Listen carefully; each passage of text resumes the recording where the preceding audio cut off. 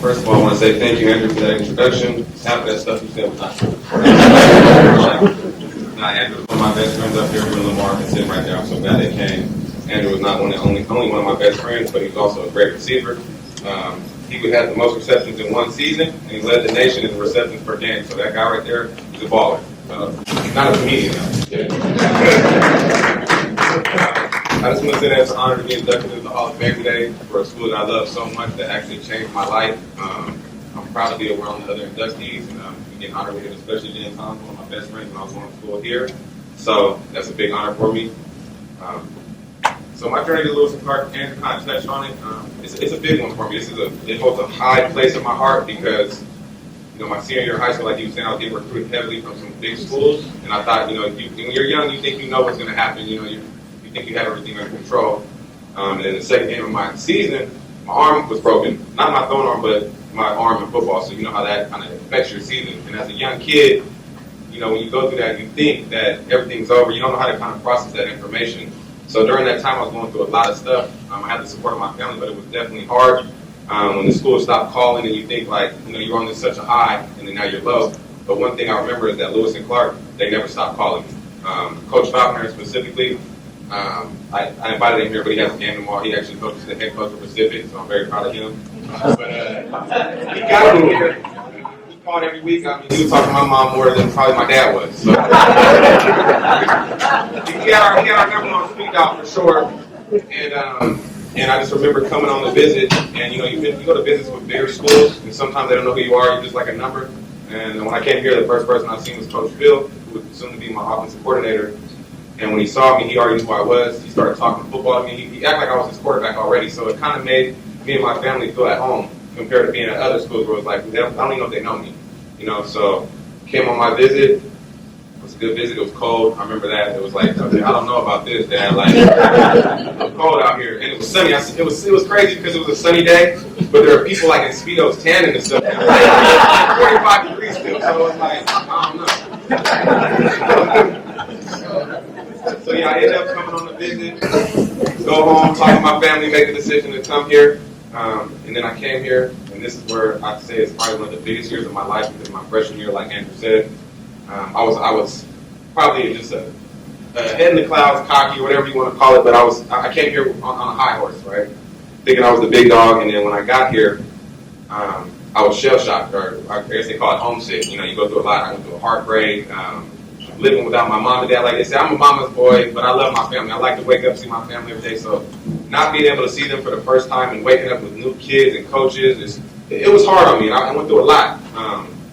And then I got injured in the third game too. So now I'm out here with all these new things, vegan food, stuff I've never seen. Me, Scotty James, Mama Johnson. Every night.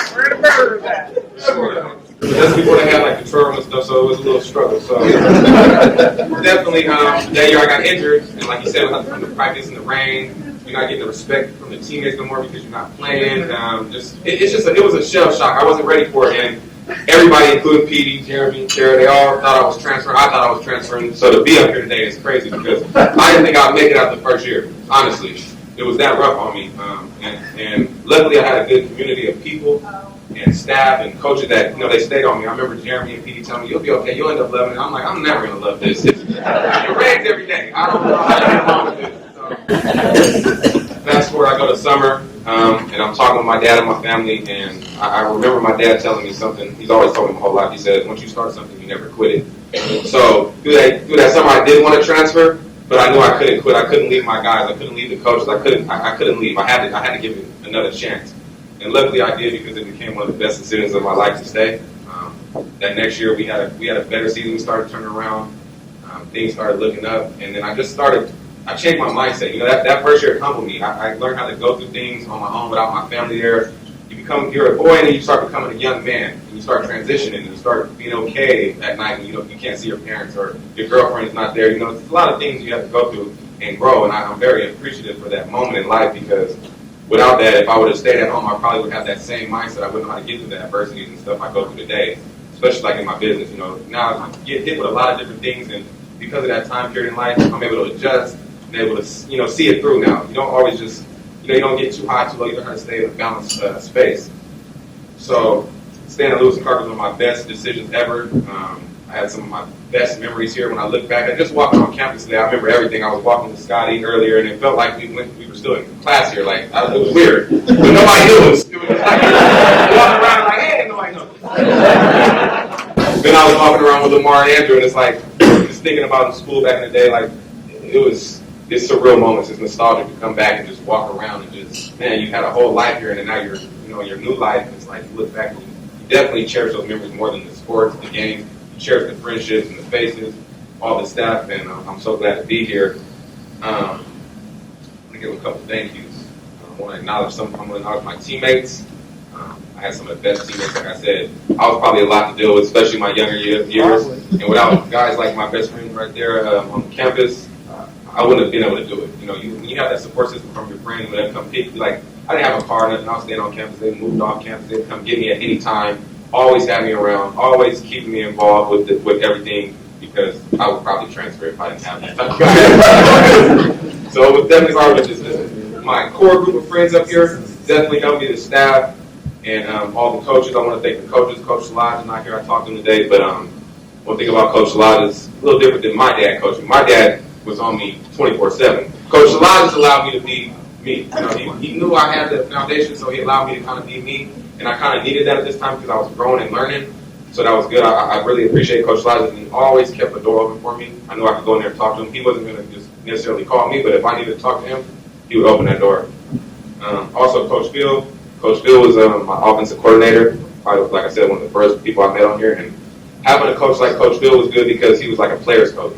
He's somebody I can joke with. It felt like a friend, but I know he's my coach, but it felt like a friend. So it gave me that. I had that with my dad growing up, where I could talk to my dad about anything, but he wasn't around now, so I had Coach Phil up here, and it helped me get through times. He sat in the room with me and did film work with me, whatever I needed. They never tried to change me too much. They let me be me, and that was good for my growth.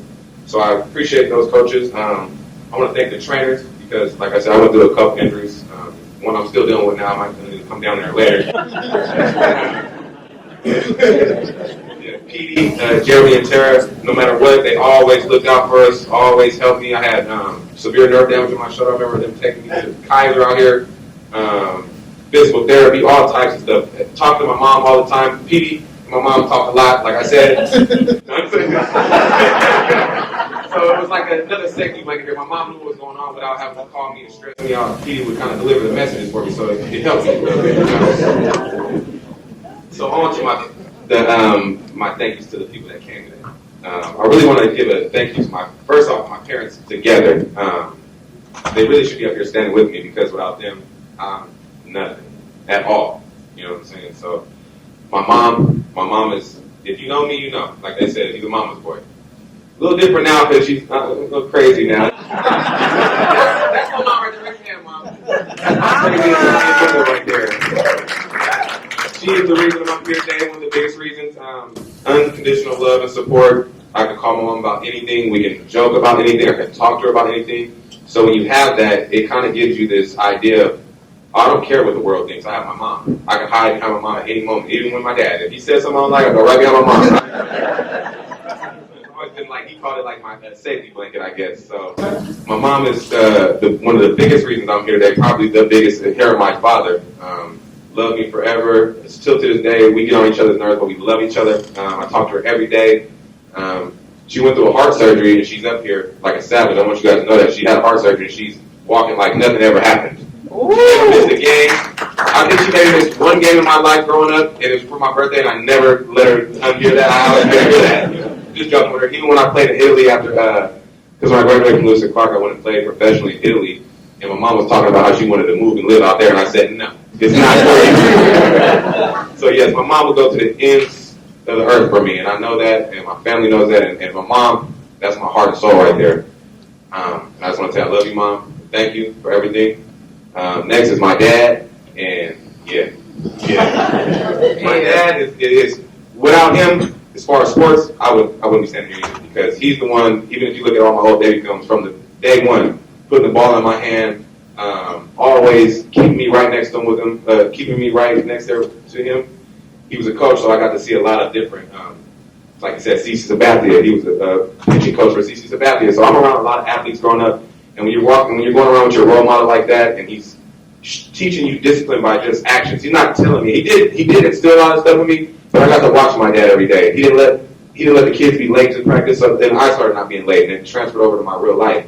All the things I saw my dad do growing up, it started me in sports, but it transferred over to my real life. So not being late, finishing what you start, always working hard, being respectful, all these type of things that he might not have done when he was younger. He told me he kind of made up his dad. And his brother would tell you too, he wasn't that kind of guy.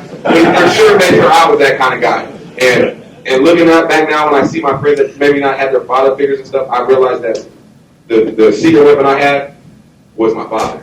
My moms are usually always around, but having my father in my life, someone that was going to be there every day and discipline you if you needed it, because I can get away with stuff with my mom. I was sweet talking. But my dad, he's not hearing it. So it helped me become a real man. And, I'm very grateful for having two parents like that. Like, that's my biggest thing, my most everything. I would give them, this word is their word, it's not my word. I put them at their houses. All my words are at their houses.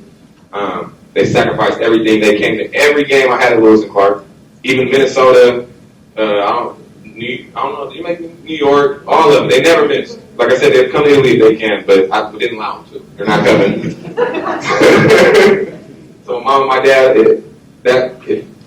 me, it's them, I also want to give a thanks to everybody at this table. We're going to go down the line. I want to thank my sister, Marisi.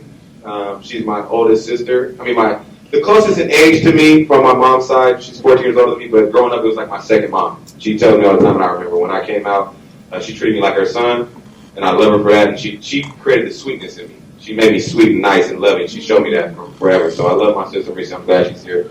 My sister, Angelina, right there. She's real quiet, doesn't like the attention. But she's my road dog. She's always been there. She supported me through everything. I'm so happy they made this trip.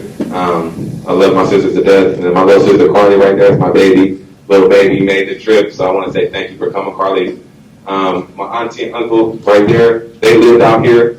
And there was times, like they said, we do vegan stuff and all that. I didn't know how to eat it. I'll be honest. My auntie and uncle, they would make these trips maybe once a month where they'd come give me some Red Robin, my favorite food, with extra lemonades. They give me some money. It was good to see family when you couldn't see your immediate family right that's at home. So they always made that trip and checked on me. So I appreciate them, especially now that I'm grown, because they didn't have to do that. So I appreciate that. I want to thank Uncle Chris for coming up. Is he sleeping or? Okay. That's Bronco right there. I learned a lot from him. He's a smart man. I want to say thank you to my boy Palatine right here. He came out. He's a big-time announcer out here. If you guys get a chance to talk to him, he's doing his thing out here. He announces all the WNBA game, G League, D League, whatever, all of it. He's the guy. I also want to thank all my friends, my teammates, James in here, Coach Lod. A lot of people I see. It's just a blessing to be back.